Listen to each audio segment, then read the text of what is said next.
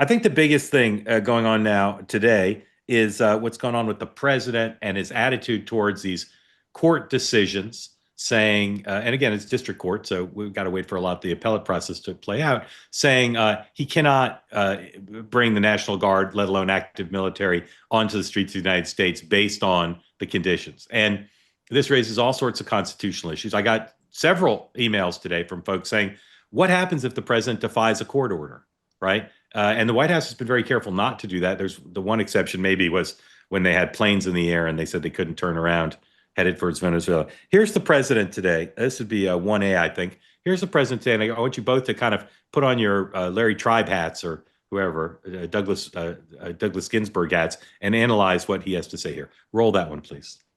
Over a weekend.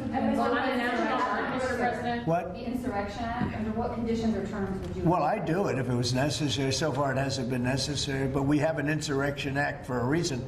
If I had to enact it, I'd do that. If people were being killed and courts were holding us up, or governors or mayors were holding us up, sure, I'd do that. I mean, I want to make sure that people aren't killed. We have to make sure that our cities are safe.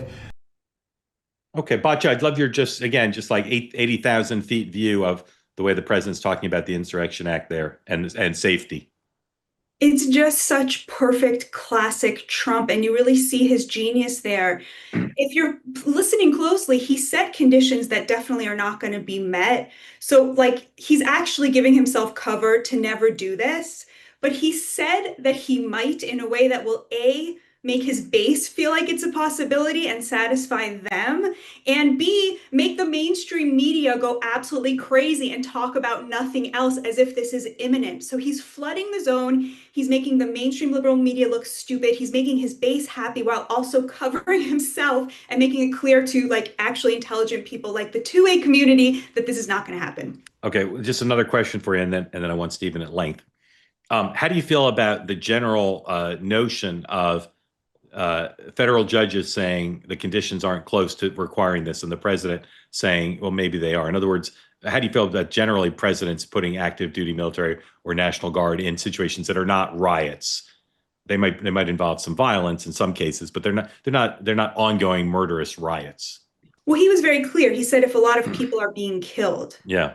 Right. So that seems like a legitimate scenario in which reasonable people could consider the Insurrection Act. Right. We're very far from that, though. Yep. Okay. Stephen, how do you feel about this conversation from a legal point of view?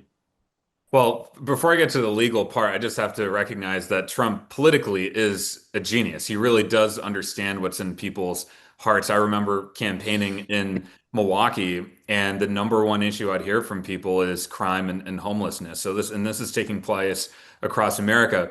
Now, when you talk about federalizing troops and sending them into Portland or Chicago and other places, that is questionable constitutionally. And that's why you saw the judge in Portland halt what Trump is doing.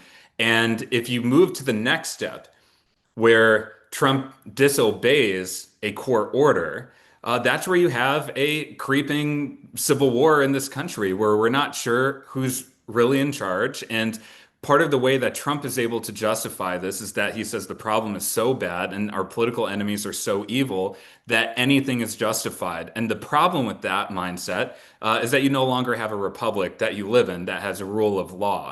And so that's where I think our country has to be fixated. Putting the crime and homelessness issue aside for a second, if you start disobeying court orders like this, it becomes very problematic. Yeah. And again, as far as we know, they haven't disobeyed a court order yet.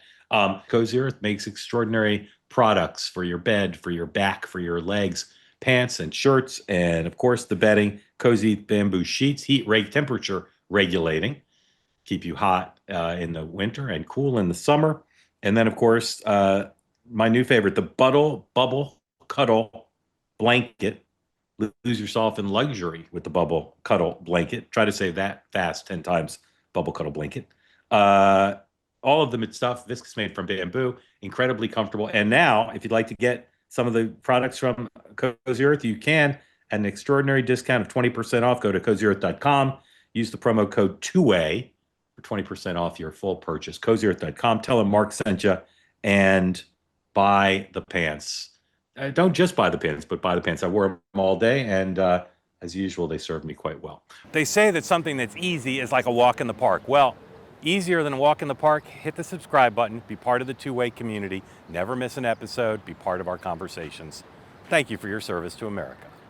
And don't forget, you can now listen to the morning meeting and Two-Way Tonight on Apple, Spotify, or wherever you get your podcasts.